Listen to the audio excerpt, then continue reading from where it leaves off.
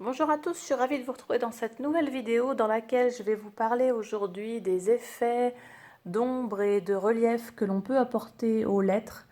Donc une vidéo plutôt basée calligraphie au feutre ou brush pen calligraphie comme on l'appelle en anglais.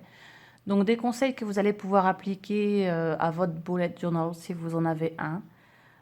Moi concrètement je m'en sers, c'est des petits effets que je mets en place dans mon bullet journal de temps en temps. Par exemple ici, vous voyez j'ai donc écrit tracker avec derrière un effet d'ombre, pas forcément gris d'ailleurs. Vous voyez là c'est un exemple d'ombre réalisé avec un feutre couleur, assez clair évidemment quand même.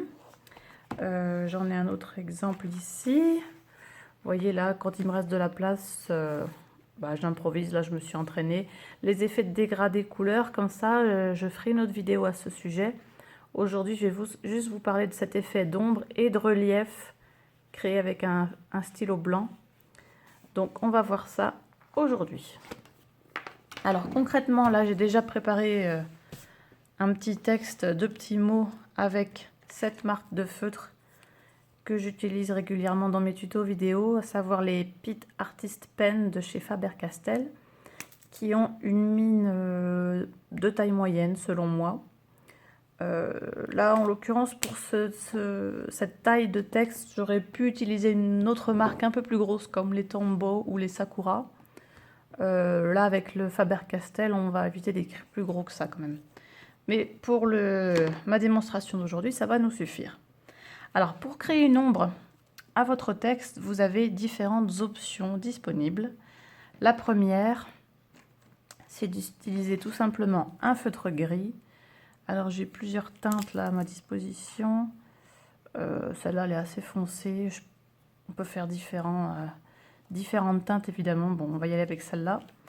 Alors, la première chose à savoir, c'est qu'il faut vous décider, bien sûr, qui dit ombre dit lumière. Donc, rajouter une ombre à votre texte, c'est imaginer que vous avez une source de lumière qui vient projeter donc de la lumière sur vos lettres et forcément toujours du même endroit.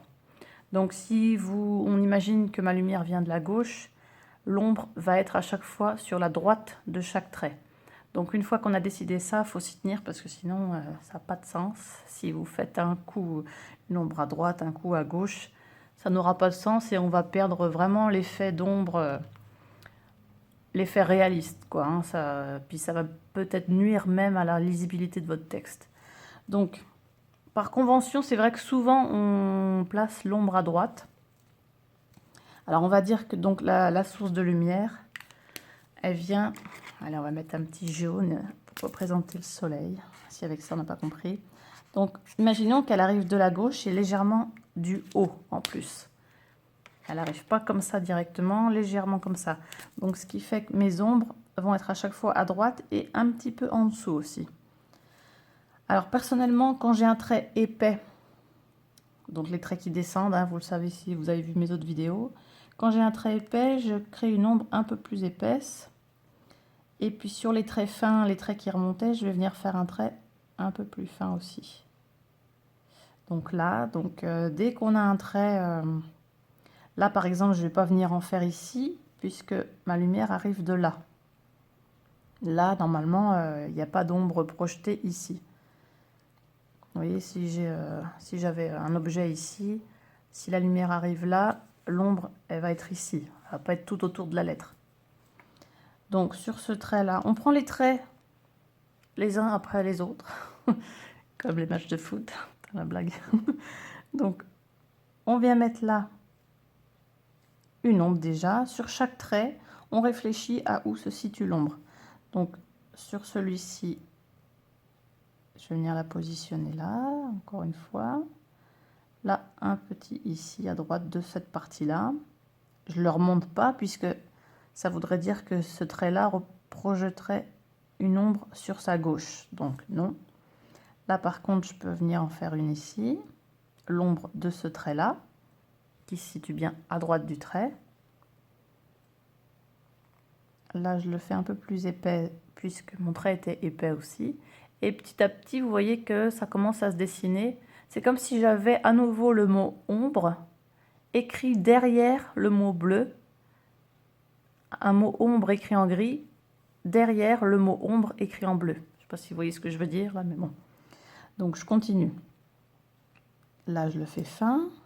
Ce trait-là, sombre, pareil, situé à sa droite. Donc je m'arrête là parce que j'estime que voilà, ma lumière, elle arrive là. Déjà, j'aurais pu le faire arrêter un petit peu avant, mais en tout cas, ici, il n'y a pas d'ombre hein, normalement, puisque ma lumière arrive là. Donc là, par contre, ce trait-là, voilà. Vous voyez que ça coïncide, si vous voulez que ce soit réaliste aussi, faire en sorte que les ombres, là où s'arrête une ombre, là j'ai commencé l'autre, vous voyez. Là, on peut en faire une petite sur cette section de trait là. Voilà. Alors, j'ai pas précisé aussi, bien sûr, vous pouvez faire le trait gris complètement collé au trait bleu. C'est une autre façon de faire. Je peux vous la faire ici, par exemple.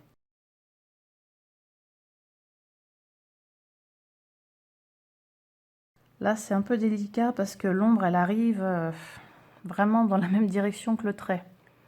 Alors, bon, on peut en faire, on peut ne pas en faire. Je vais en faire une légère, voilà, comme ça on coupe la poire en deux. Là, par contre, oui. Et puis là, bah, si je l'ai fait là, on la continue là, évidemment. Voilà. Donc là, vous voyez, mon ombre, je l'ai collé le trait au premier trait de couleur. Première possibilité. Deuxième possibilité qui fait que le texte, selon moi, se détache encore plus, c'est de laisser un espace blanc et venir faire son trait légèrement plus loin. Vous voyez, j'ai genre même pas 1 millimètre là, de blanc entre mes deux traits. Je trouve personnellement que le texte se détache encore plus comme ça. Mais à vous d'essayer différentes façons. Donc je continue quand même. Donc avec ce trait là, on aurait donc une ombre ici.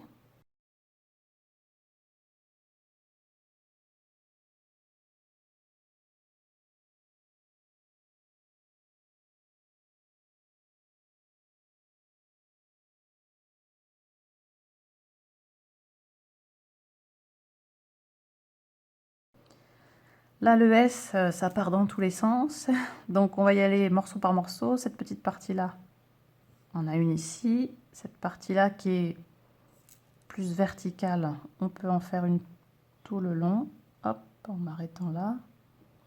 Voilà, pas plus là. Cette petite partie qui remonte aussi. Et puis, enfin, celle-ci. Voilà.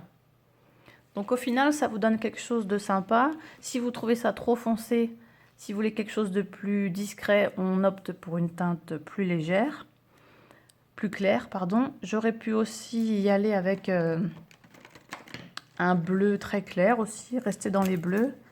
Et puis utiliser une teinte, bon là, à la vidéo, je pense que vous voyez rien.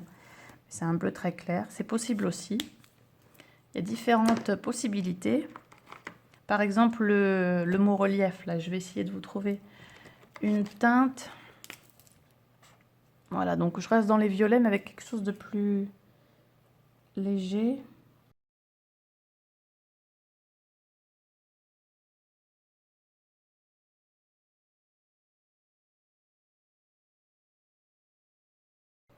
Voilà.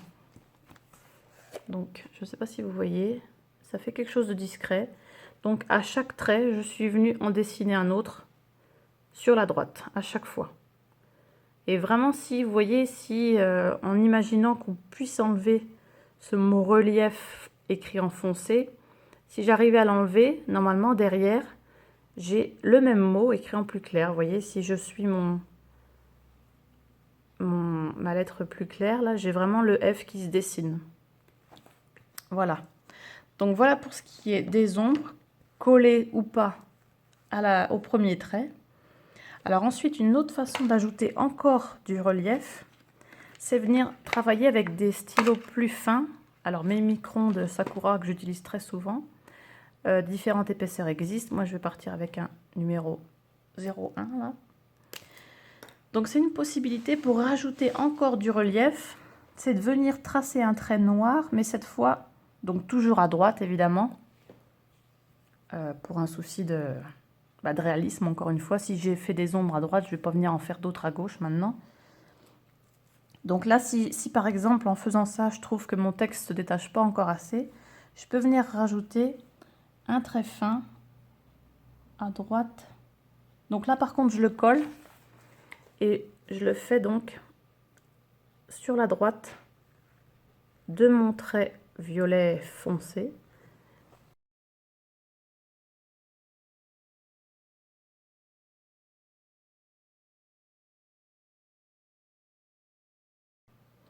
Donc là, je l'ai fait, j'essaye de m'approcher, ici à droite de ce trait-là. Là, je vais venir, par contre, je continue pas comme ça. L'ombre se situe de l'autre côté du trait. Donc même si mon trait est fin, je vais quand même venir le dessiner sur le côté droit du trait.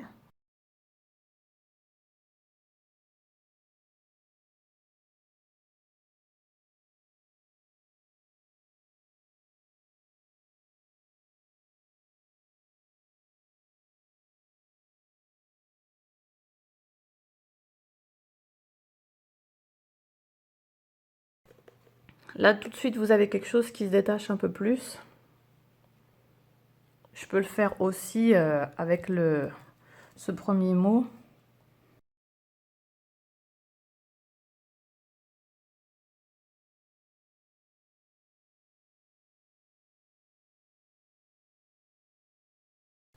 Donc là, ça se détache vraiment.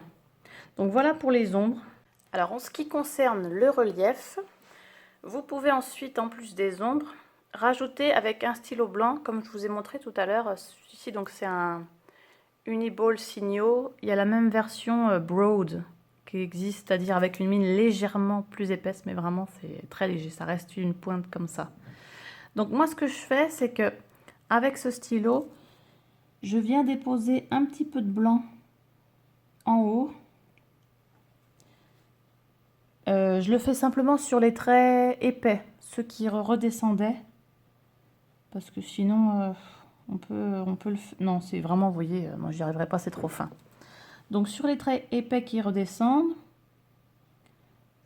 je viens déposer un petit peu de blanc. Celui-là il est un peu léger, j'aurais pu le faire plus épais. Donc je dépose un peu de blanc pour faire donner une impression de reflet. La lumière, donc pareil, je le fais en haut à gauche, dans un souci de cohérence et de réalisme. Je garde ma direction de lumière qui arriverait donc du haut, en haut à gauche. Donc la lumière, si elle a à refléter, ça serait plutôt sur le haut de la lettre.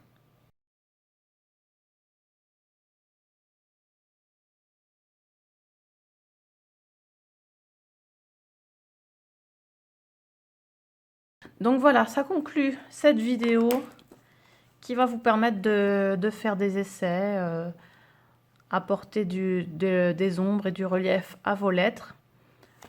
Si vous avez des questions, comme d'habitude, vous me les posez, que ce soit sur les marques de feutre que j'ai utilisées, la technique, s'il y a quelque chose qui n'est pas clair, notamment avec la direction de la lumière. J'avoue que c'est pas forcément évident à expliquer. Donc, posez-moi vos questions dans les commentaires de cette vidéo et j'y réponds dès que je peux.